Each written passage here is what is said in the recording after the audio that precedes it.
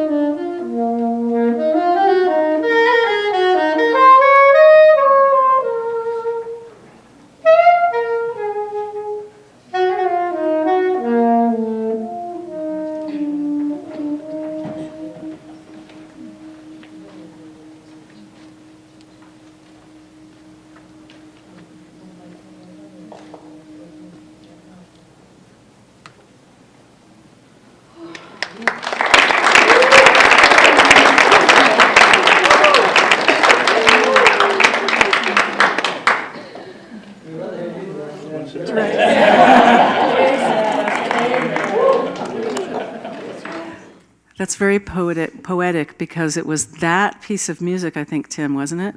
Something similar that you played at Alliance for Peace Building when I heard you and we met. And it was this lovely lady who's about to moderate the next session who's responsible for that. So thank you for that connection. And Melanie Greenberg, a very good friend of Ambassador Peters, is now a very good friend of ours, mine. And she's going to lead our session, and this will go from 2 to 3. Your schedule says 3:30, but we're actually ending at 3 because there are interviews later. Yeah, that's probably, sorry about that. And you'll have a nice long break to continue conversations, but please, pretty please be back here at 4 for the final session, if you can. Melanie. Good. Thank you, Karen. Could everyone hear me? I don't want to get too close. Scoot up a little. Okay, good. So President and Mrs. Carter, thank you again. Thanks to the Carter Center, to Karen and Mary Ann and Jordan and Linda and all of you who've made this such a fulfilling experience in the sense of my cup feels full after 4 days of working with all of you and hearing your stories. So thank you. And I also want to thank the translators who I feel throughout this weekend have conveyed not only the words, but the emotion. So thanks to all of you also.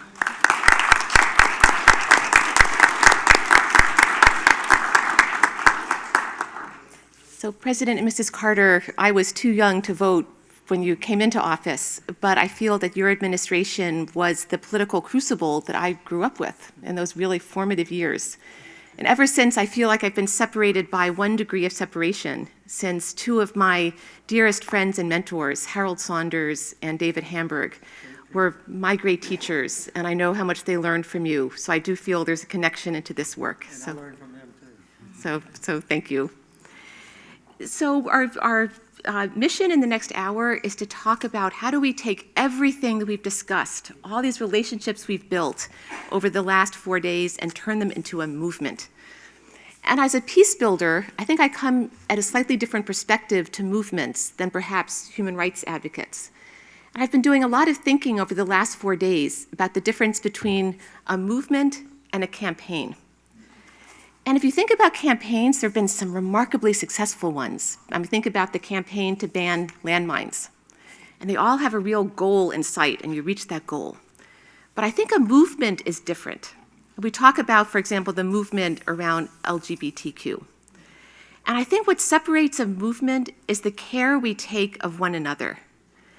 And the idea that in a movement, you're not only reaching towards a goal, but you're building a community that is modeling the goals that you're trying to reach. And I feel that we have that here, but I'm also hearing a request for more. That I've had conversations as one-on-one outside the formal conversations from people from Lithuanian heritage, from Burundi, from DRC, who've all said, we feel so lonely. We have a major political crisis. We have a constitutional issue. We have violence. And where are people there? Where do we hear from people? Are they calling us up? Are they emailing? So where is that support that we can give one another as part of our movement? So I hope that's something that we'll think about, is how we want to act together in addition to the really ambitious things that we are trying to achieve. The second is that one of the really important peace-building theories of change is that institutions don't spring up in a vacuum. What it takes is exactly the kind of communication we're having, the movement we're building, that will create new structures at every level. And my vision for this weekend was that a peace movement wouldn't be necessary in 30 years, because at every level of society, from peace tables in Ferguson to the highest levels of the United Nations, we would have structures and venues and procedures in place that when violence broke out and conflict broke out, because unfortunately we can't do away with those things, just like public health, we'd have ways of dealing with them at every level and links between those. So I also hope for our movement that we think not only about the goal, but how we start to build those spiraling structures around the world so that our grandchildren say, Grandma, why did you need a peace movement? So we're very fortunate today to have 3, I've got to think of a good noun, I'm not sure I can beat the peace, what was it before, the peace catalyzers? But to have passionate peace builders and activists from 3 countries talking with us today about movements that they are involved with, and then how we can start to link those movements. And our first speaker is Martine Kessi-Ikomo, who is the local correspondent for Peace Direct, an amazing organization that works with local peace builders around the world. And she will talk about her experience in Central African Republic. So thank you, Martine, and she'll be speaking in French, so please put on your translators. Donc, bonjour. Hello. I would like to extend my gratitude to everybody and the Carter Center to allow me to represent my country at this forum. I would also like to clarify that the elements that I'm going to talk about today lay on discussions I might have had with local organizations before coming here. So these elements are a compilation of these conversations. The first point I would like to mention is that the Central African Republic, it's a country, as it is mentioned, at the heart of Africa. Chad, Cameroon, or DRC Congo, all countries. Maybe I'm going too fast. I apologize. So all countries where there are crises, and we're right in the smack middle of it. So we receive all the tensions that exist in that region. We are 4,900,000 individuals for 623 square kilometers. If we compare us to France, it's 64,513 inhabitants for only 550,000 square kilometers. So we're not too many. We are the 187th country out of 198, so we are down deep the scale. With all that and the context, we have outlived or gone through 3 civil wars, which have caused displacements, refugees, deaths, disappearances, and serious violations of human rights. Recently, the crisis we went through, to try to overcome it, we put in a transition government. This government was exemplified by the presence, or with the presence of a woman, and I salute Ms. Sylvie because we have a woman for the first time heading our country. She came as the mother of the nation, there to unify and trying to bring hearts back together with Madame Madapanza. She placed the woman at the highest level. Inside her cabinet, she had several women in the ministries, and she gave a new dynamic which impacted the National Council of Transition. However, and unfortunately, all the efforts made and accomplished at the end of this transition, we had democratic elections with President Touadéra, who was elected. We had one step back, in the sense that women are not as well represented today. They are at the National Assembly, Congress, but are not sufficiently represented. So how can we continue with the dynamic that Madame Penza started with? How can we still push with this agenda for women in the Central African Republic? And my colleagues from RDC also think the same. We count on the women because they can play a role, even though there are not too many. How can they mobilize women at local level? It can be done with education, training, making them understand the importance they have for us, for our rights. And they are able to influence women that are already in power, pushing them, making them accountable. There's not a real word in French for that, but it's to push their women to play their role and be leader women.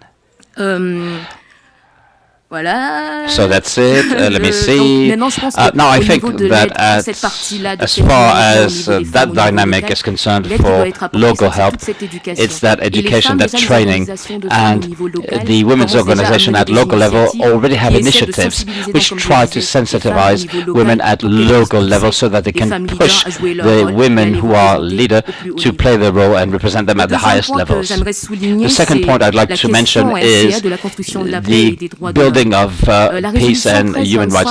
Resolution 1325/1325 pushes the agenda of women to acknowledge their role and their place in the peace-building process. We have a new resolution, 2250. 2250 is youth, peace and security, which acknowledges the role and the importance of youth in the process of construction and peacekeeping. For our country, you have to know that the young generation, less than 30, represents 72% of the whole population, which is enormous. Based on that, when we we do a cross-check of 1325 and 2250, we see that it's the same fight.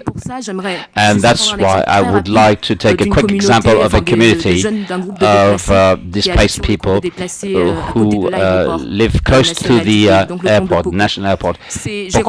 I met, they have committees inside the camp, and I met them, and I was struck by the fact that they do not know anything about these resolutions, but they took some initiative initiatives which are very impacting. They found out that youth is an important part of the population. They know it. They're conscious of that. The environment shows it to them.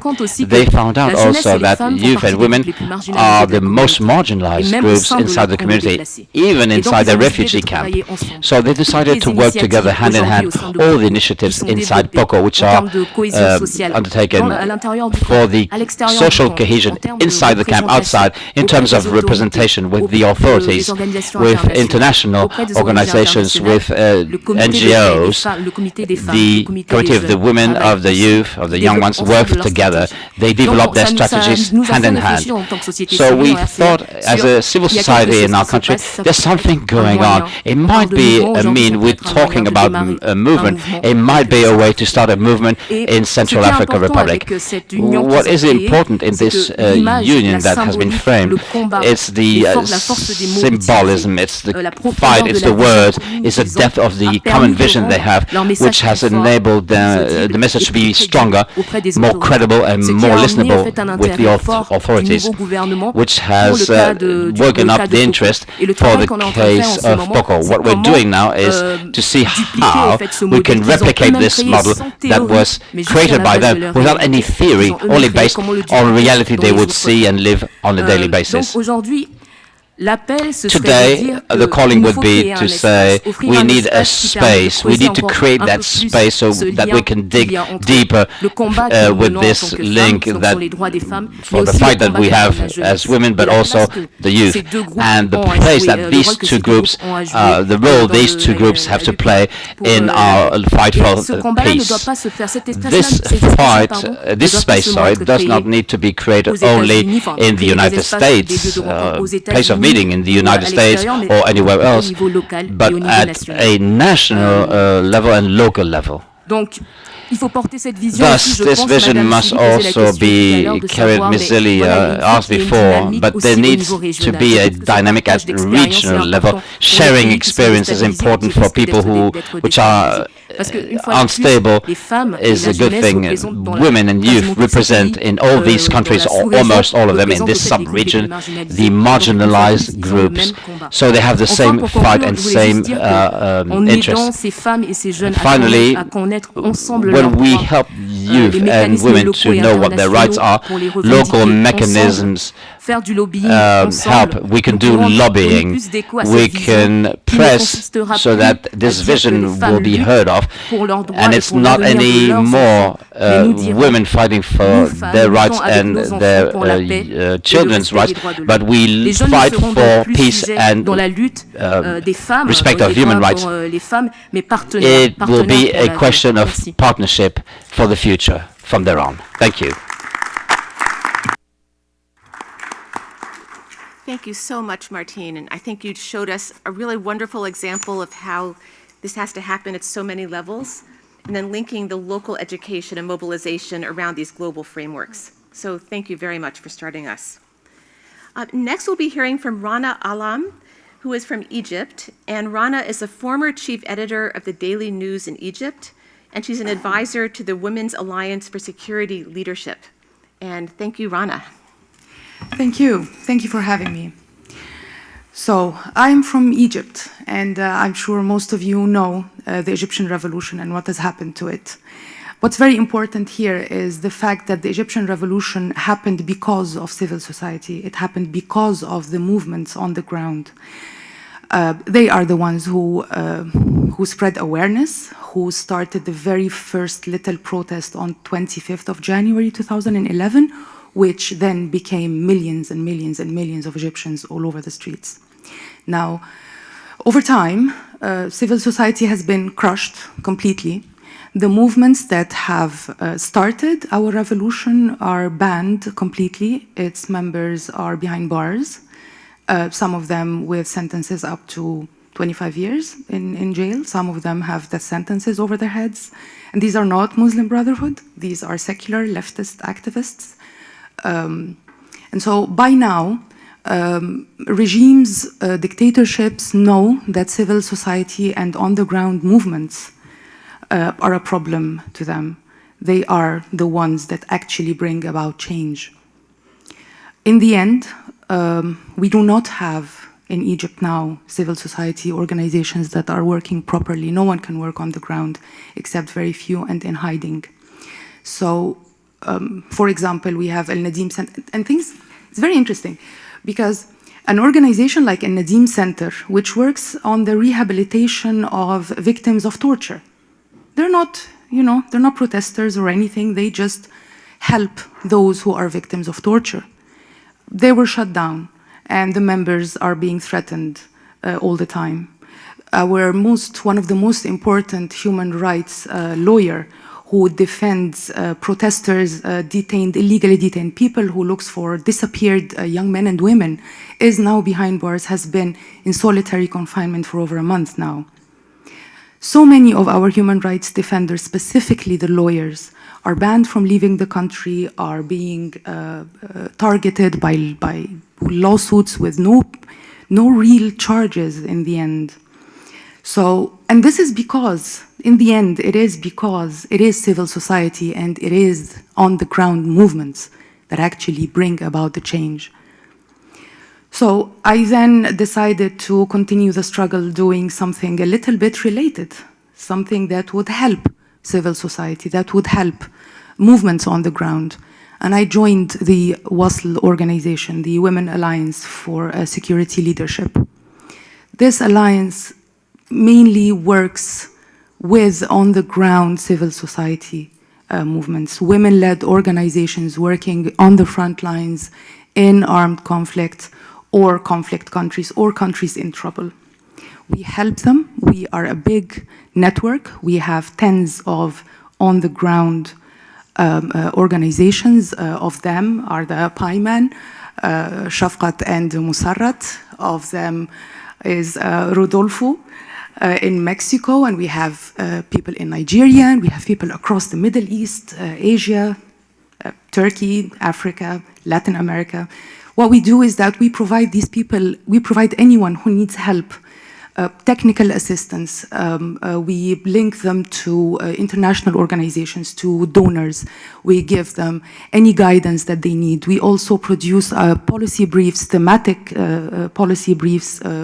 Some of them are gender-based, all drawn from the experience of these women on the ground fighting violent extremism, attempting to de-radicalize the youth in their countries, fighting violence, preventing violence, promoting pluralism and rights and peace. Now, the biggest challenge, in my opinion, is first, so many organizations are working from abroad, not on the ground. And the voices of those on the ground is not heard. They are the ones who know exactly what's happening. They are doing it face to face with the groups that we're trying to fight here in our offices abroad. But these women are doing it over there, and they are succeeding, and they are doing amazing work. You have no idea the work that's being done. And they need help. They need their voices out there. They need funds, and they need technical assistance, and they need guidance, and they need your attention, and they need you to listen to them and know what they're saying. And so we produce our papers based on them. Now, the challenge is providing security to these organizations on the ground. I have seen it happen in Egypt, for example, that once the organization is shut down and its members are taken and detained, the donors disappear. They do not provide the help. They do not even push. They do not even raise their voices. They just take a few steps back and let those they are helping go, unnoticed. This is a big challenge, and this is something that we need to work on. If we are to help these movements on the ground, one of the things we need to think, how are we going to provide them with this type of safety, this type of security? How to help them when things get rough. So this, in my opinion, is one of the challenges that, we need to look into very well. Thank you.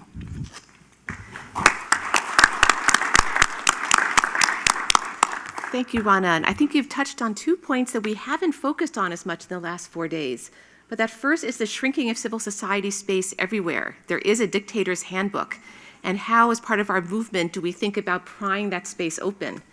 In a related way, the role of donors, the role of people who might not be activists themselves, but who supply the lifeblood of funding and support to make sure that they are also engaged. So thank you. And speaking next from the context of Mexico is Rodolfo Dominguez Marquez, who is the director of the Justice, Human Rights, and Gender Civil Association.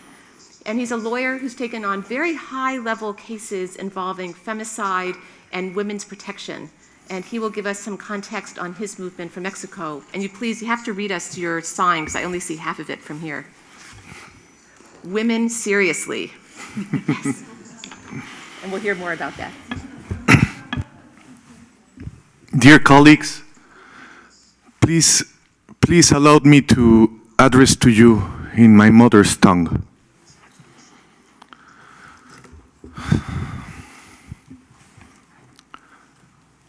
Hermanas y hermanos, yo soy humano y por ello nada del humano me es ajeno. El dolor y el sufrimiento humanos no me son ajenos.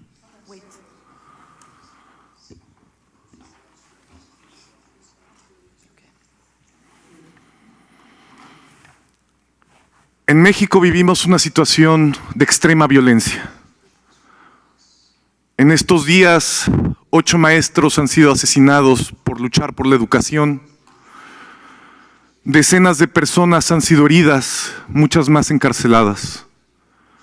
Sus crímenes, buscar una mejor educación, en muchos casos de los más pobres. Hace año y medio, 43 estudiantes, todos ellos de una escuela rural, para educar maestros, fueron desaparecidos y al día de hoy no sabemos si fueron asesinados o dónde es su paradero. Más de 150,000 personas han sido asesinadas en un contexto de guerra que no ha sido reconocida. Más de 25,000 personas se encuentran al día de hoy desaparecidas. Dentro de toda esta tragedia, son las mujeres las que se han llevado la peor parte. En México yo tengo el honor de trabajar en el Observatorio Ciudadano Nacional del Feminicidio, una red de 43 organizaciones en 20 estados de la República, liderados por mujeres. 43 líderes feministas que han logrado nombrar una realidad que antes no era reconocida, la realidad de la violencia más extrema en contra de las mujeres, una realidad que hemos llamado feminicidio, o femicide, la expresión más extrema de la violencia contra las mujeres. Pero no es la única violencia extrema contra las mujeres. También está la desaparición forzada, la explotación sexual, la esclavitud sexual.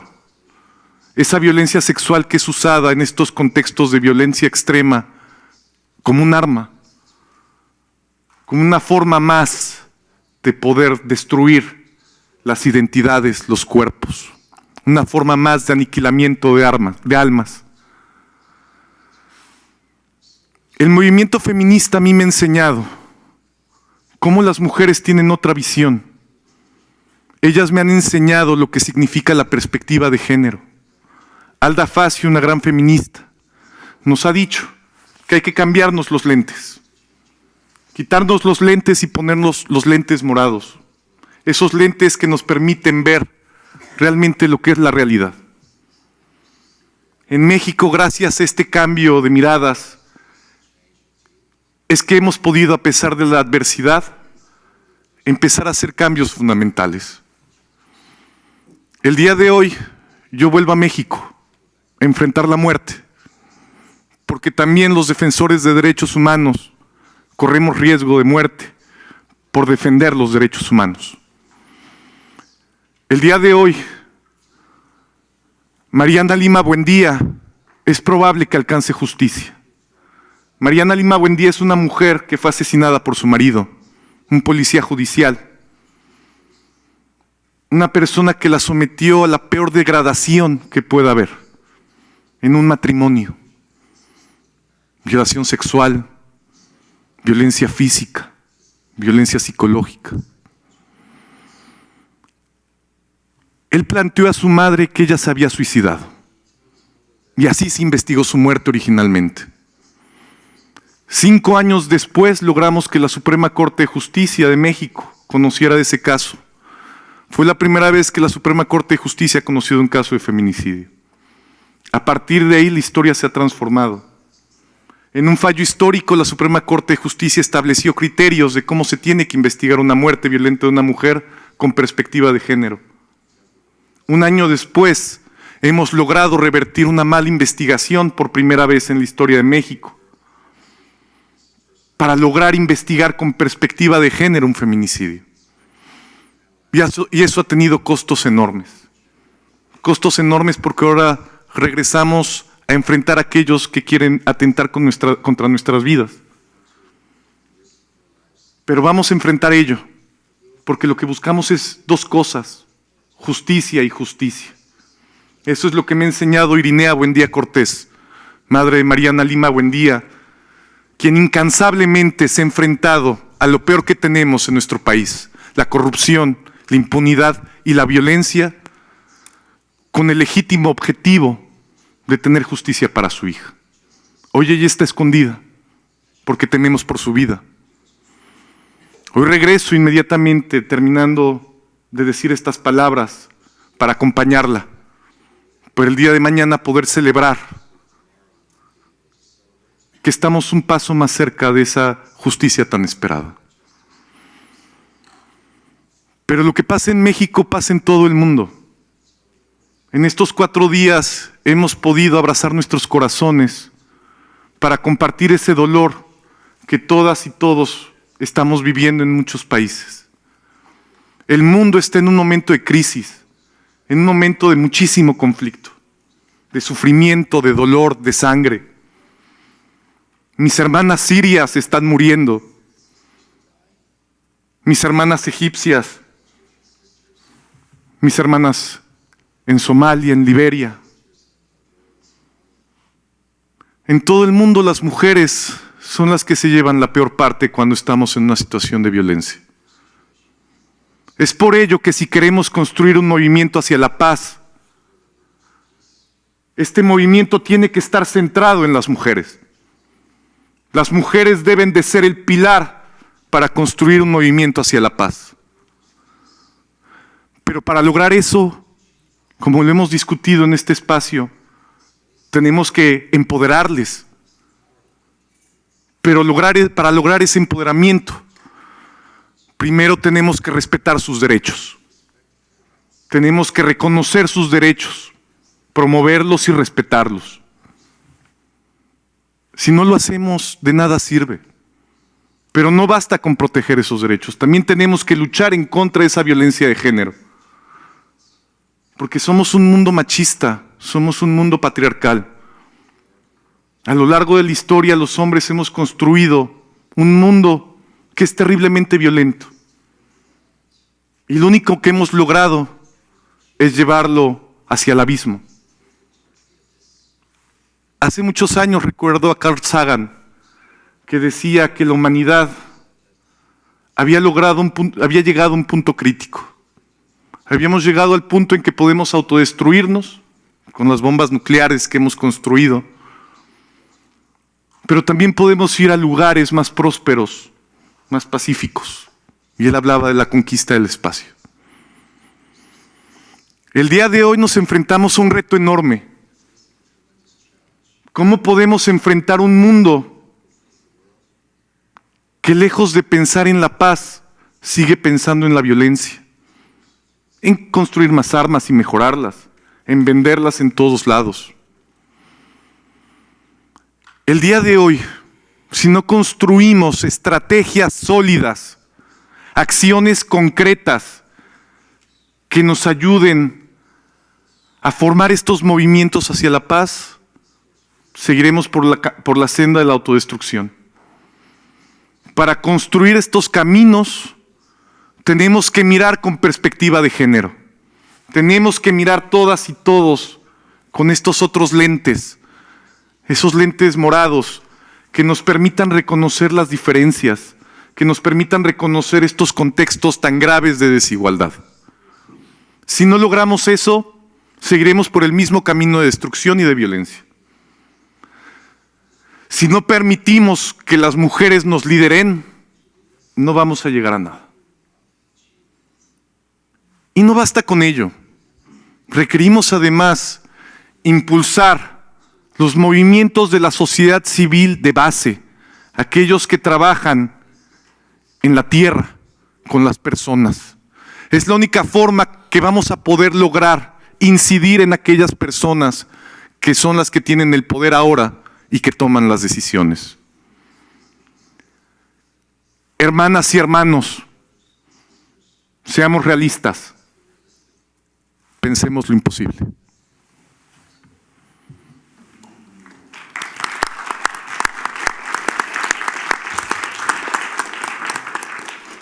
Thank you so much, Rodolfo, and for reminding us yet again of, sorry, to turn this off. Push your button. There you go. Of the role that lawyers play both in championing human rights, but also as being victims of violence for upholding those very rights. And I'd like to end this part of the session with something very troubling that was published this week in Foreign Policy magazine that goes to what you just said. Stephen Walt, a very honored and esteemed professor at MIT, published an article that said, "We need a good war." He said the reason that our societies are so fragmented is because we haven't had a good war like World War II recently that pulls everyone together. And he was not being facetious. I mean, this is a strain of political science thinking. So I'd be happy to send that link around, and I'd be very proud if in our final statement we could give him the power of our community and a resounding no to that proposition. We need a good peace. That's the title. But I'd like to call on a very special woman among us, Asha Haji Elmi. Are you there, Asha? I don't see her now. She stepped out. When she comes back, I'd like her to speak because she is a member of the federal parliament in Somalia. And so much of we've talked about has been how do we as civil society negotiate with the state? And so to have a human rights activist in the role in parliament, we'd like to hear from her. But in the meantime, why don't we start our conversation? I know we had some people from this morning. I know that Irene Santiago also wanted to speak about her experience in organizing 1995 Beijing conference and now the new iteration of that movement. I promised Kristen Rambo. So we'll start with our people who had their flags up at the last session, then we'll move on to this session. Yes, please. Thank you. This is just a brief comment. I want to say thank you to President Carter and Mrs. Carter for convening us here, and also to the fantastic staff here who have worked so hard to organize this. I know it's a massive effort, and we appreciate it. I feel, excuse me. I feel honored and humbled to be here with all of you, and like my colleague over here said in the last session, Michael, I think, I hardly feel qualified to be in this room with all of you. But I just wanted to tell you that I'm really inspired by your stories and your ideas and your strategies and the courage that you're showing in the face of tremendous loss and great obstacles and great threats in Honduras and Uganda and Ferguson and Pakistan and Colombia and Egypt and on, each one more inspiring than the next. So I'm taking it all in. I'm taking this inspiration and these ideas back with me to my work. I work at the CDC, which is the Centers for Disease Control and Prevention, which is part of the US government. So I'm certainly not here to speak on behalf of CDC or the US government, and it's important that I say that. These ideas that I'm sharing are just my own ideas, but I work in the Division of Violence Prevention there. Yes, our nation's public health agency does have a Division of Violence Prevention. We work to prevent multiple forms of violence, mostly, but not only here in the US.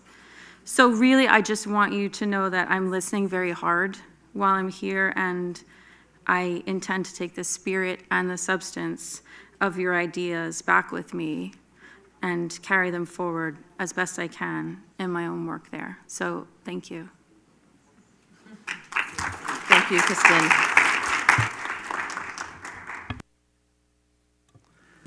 Kristen, I remember when the Carter Center was first formed, that the CDC took a very strong role in analyzing the impact of weapons, pistols and shotguns and so forth, and AK-47s and 15s on the United States populace. But I understand the CDC is not permitted to do this anymore because of an intervention of Congress. Is that correct? That is correct, sir.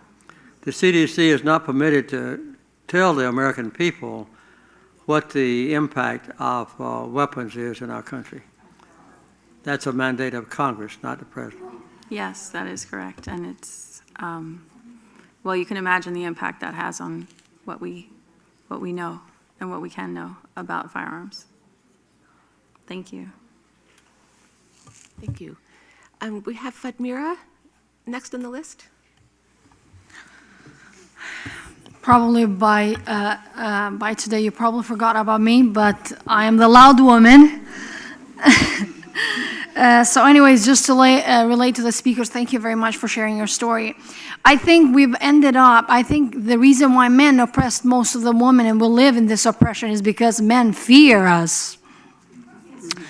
They do fear us because they think that once we come in power, we're going to oppress them. And I think they misunderstand the word feminism, most of them, because as feminist myself, Muslim feminist, I'm not rooting for feminist women to oppress men. I want men and women equally to join the force. And the thing is, there was a question also related to peace. How do we start peace? Well, I think we should start with children and kids and children. That's because the war is cyclical. The youth and children of today will become the politicians and fighters of tomorrow. So how do we prevent that from happening? Obviously, we have to educate them. We have to allow them to participate in these dialogues. We have to support them in their efforts. Only then we will wipe out this inequality, prejudice that is going on. And thank you. Thank you. Yeah. Thank you, Fadmira. I hope you always stay loud. And Lynn. Mine is so brief. It is a thank you as well to President Carter, to Mrs. Carter, to Mary Ann. Thank you so much for being here.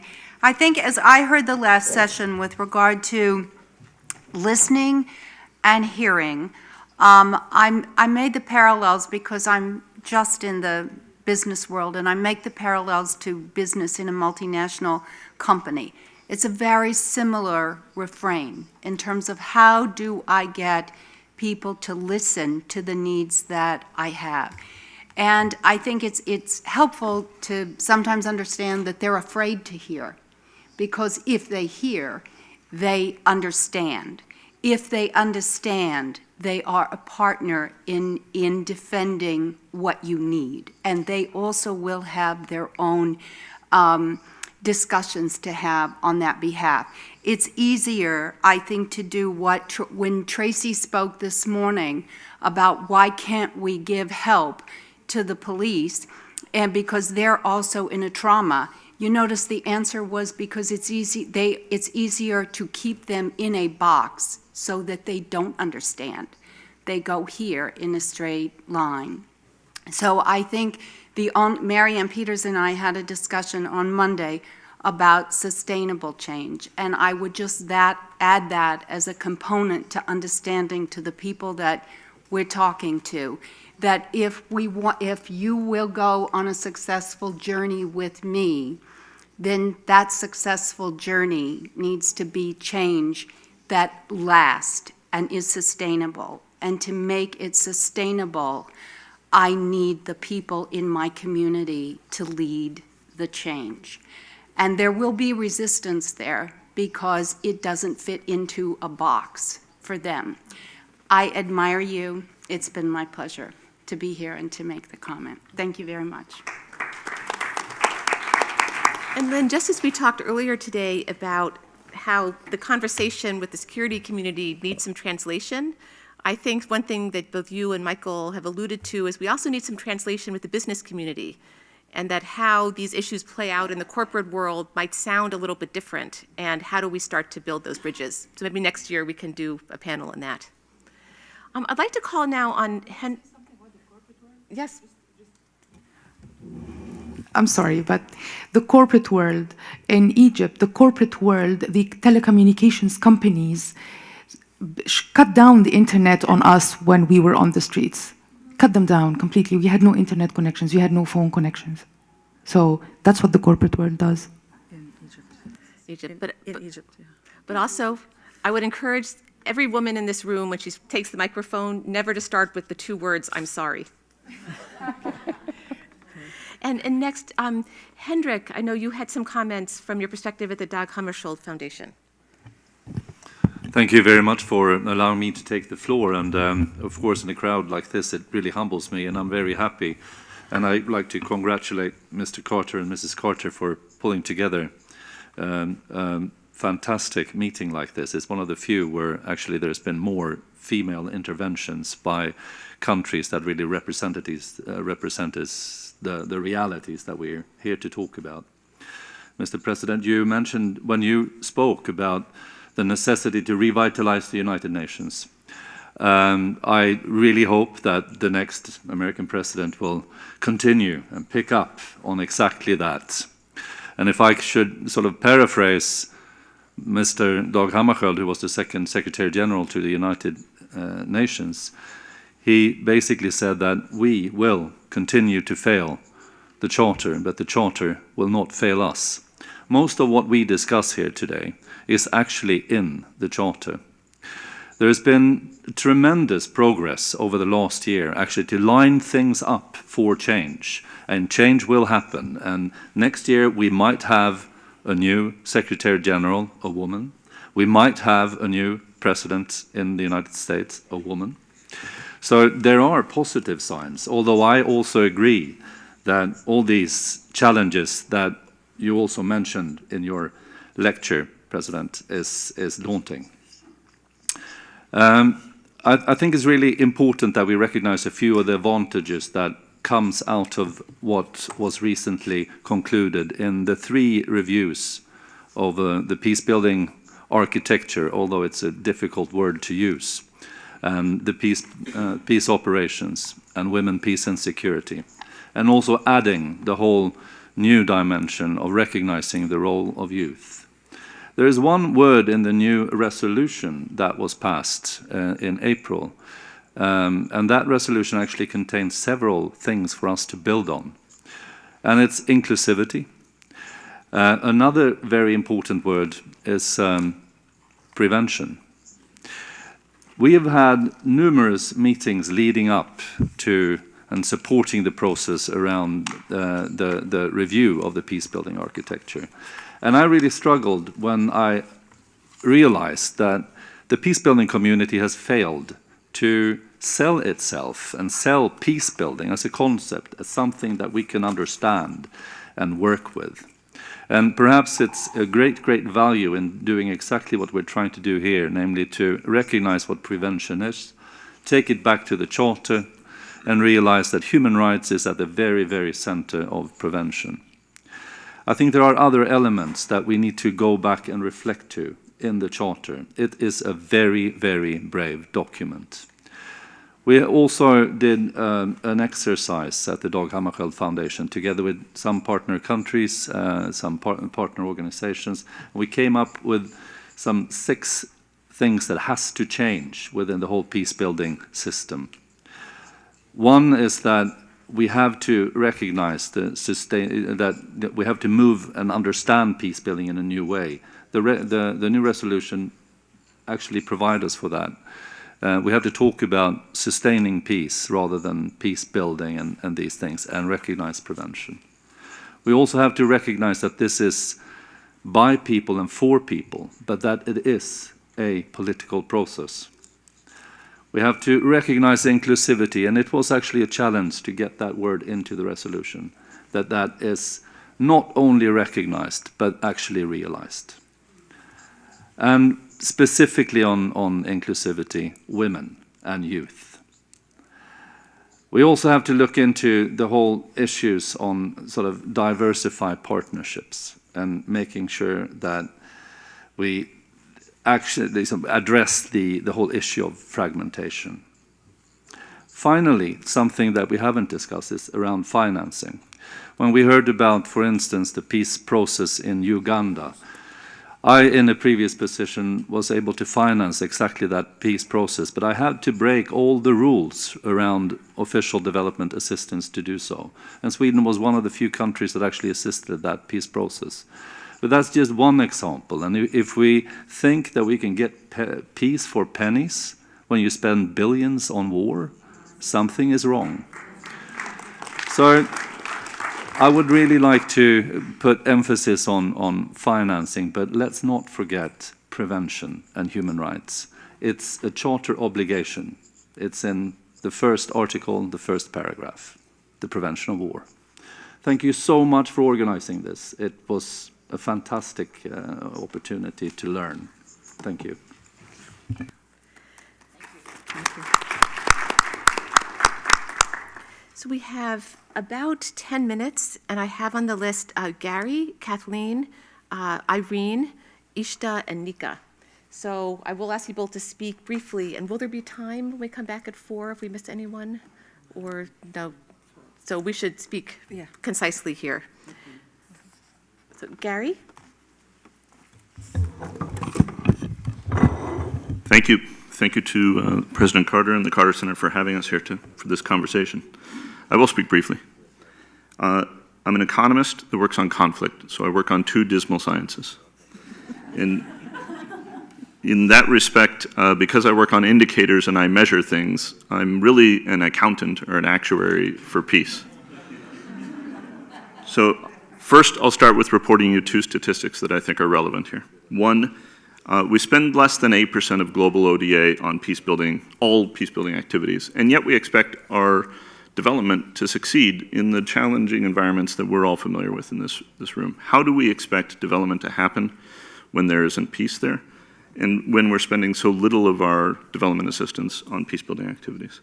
And we know that only 5% approximately of that ODA is on gender activities, and a lot of that overlaps in the peace building and gender. So we really don't spend where our priorities are, as Henrik was speaking to.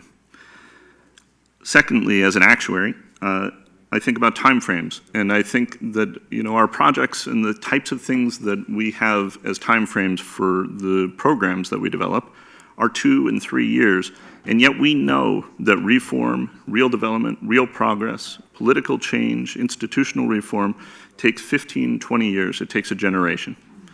And so we're trying to reconcile all of the things that we know need to be done today and yesterday to resolve the crises of today, and yet we don't direct our resources toward the future that we know needs to be there. And the Sustainable Development Goals give us an opportunity to do that. We really should strike now while the movement is prepared to be able to speak to that.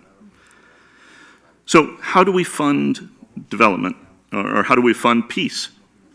We fund peace. I'm just going to characterize it in 3 simple ways. National governments send it out through their development assistance and their international assistance. International institutions channel some of that. They have other sources. And civil society, now I have music behind me. Civil society can also direct that. They can gather it up and they can direct it through think tanks, through organizations like the Carter Center and others, and many that we have in the room. But these pipes that we have built, these 3 pipes that we put money into, we're asking a lot of the rest of the world that puts the money into those to deliver peace. We have 200 people at the Carter Center. We have 65 at CIPRI. There's 600 I learned in our Pakistan program that we learned about. There are 100,000 peacekeepers.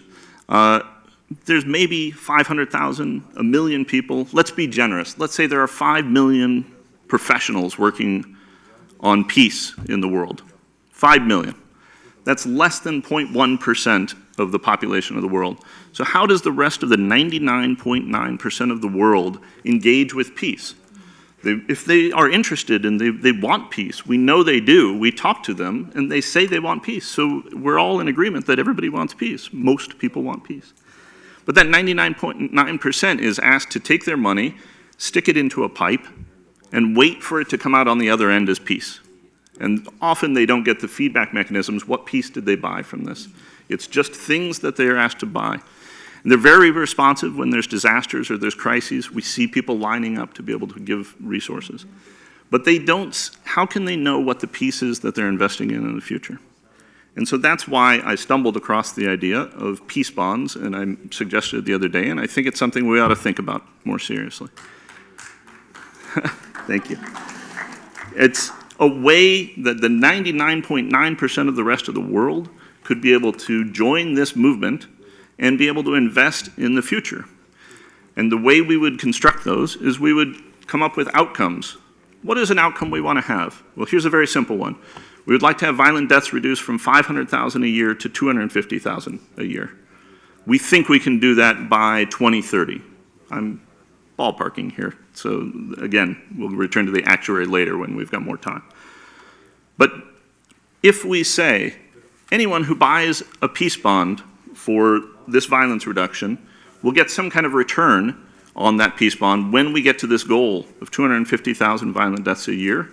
That's not a goal to have that amount, it's a goal to reduce it down to that amount. Then we can start to get people invested in the peace that we're all trying to build. Okay, Gary, I'm going to leave it there. I'm sorry to be. Thank you. I think it was a good place to leave it, and just to say the peace bonds are not just for the 1% wealthy people, they're for everyone. We have just a very few minutes. I want to make sure that we have everyone's voice. Could we have just very, very short interventions, perhaps, just with your main target line from Irene, Kathleen, Ishta, and Nika? So, Irene? Here is my commitment to action. With all your help and you, President and Mrs. Carter, I will build a movement where women are taken seriously. Because if we are serious about peace, we have to take women seriously. I organized the NGO Forum on Women in China in 1995, the event that was parallel to the Fourth World Conference on Women. And last year was 20th anniversary, and I noted that the women's movement that was so robust and dynamic in 1995 had weakened. And why was that? Because gender mainstreaming happened, and it was a technical issue. We came from a political movement, and so I think it's time for us to go back to our roots. We were a political movement, and that's what we are going to become. But there can be no peace without deconstructing patriarchy. Because patriarchy is about male domination, male identification, male dominance, and usually enforced through violence. So Women Seriously is going to form women's peace tables around the world, where women will amplify their voices to denounce whatever it is that needs to be denounced, but also to announce how that peace and happiness that the world needs will come about. And so, President Carter, I would be very, very honored to have you join the conveners group that is already formed, joined by a Nobel Peace Laureate like yourself, 3 ambassadors, and wonderful activists from around the world. Thank you. Thank you. And here. Okay. Yes, love that. Thank you. Kathleen. We know that most men in the world are not violent. It is that most men are silent about the violence that they witness. And that is an area that I think we can change and make a commitment to really helping to see that changing gender norms, the way men and women organize societies, takes all of us. We need to recognize not only women, peace, and security, but men, peace, and security, and change the narrative to a collaborative one all the way down now. We all have to be in this. All in is what it's going to take. Thank you very much, Thank you, President Kathleen. and Mrs. Carter. Ishta? As we come towards closing this, I just wanted to make a point that might seem redundant, but is important to state. I really encourage us all in this room. Obviously, the forum is about making connections, but I really encourage us to focus on partnerships as we think about building movements, and focus on partnerships that are unlikely, that are not the partnerships that are sort of built into the structures that we work in. Unlikely, innovative, creative, out-of-the-box partnerships that can really create a sustainable movement where we have people that are not just the people in this room. Thank you. Thank you. Nika, you have the last word. Yes. And thank you so much. I was practicing being a good listener, so I didn't say anything over the last 3 days, really. And it's not because I didn't have anything to say, but I didn't know how to start. And Melanie, you gave me the 3 words. I should say, I'm sorry. I'm Nika Saidi and I work for UNDP, and I had the privilege of working with Jordan for 6 years. But being a UN, I'm a very privileged, but I had a life too. I have been persecuted. They took my son, they took my brothers. I have never had access to education. I'm a stateless, I can tell you more, and I'm a human rights activist.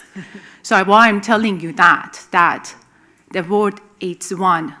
A person who is sitting at the UN one day was one of you. The person was working for military was one of you.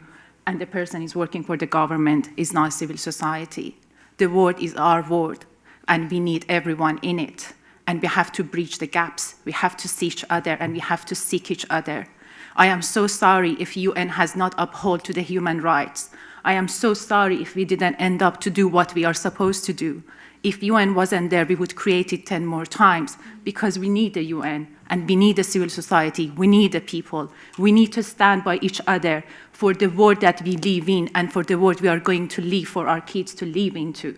So if the UN is not complete, it's because of us, of me and X and YZ who work there, but not because we didn't really try. Sometimes we try and fail, and that's okay. We can try again, and we need you to help. And we need you, because I was a human rights activist too, and I failed too.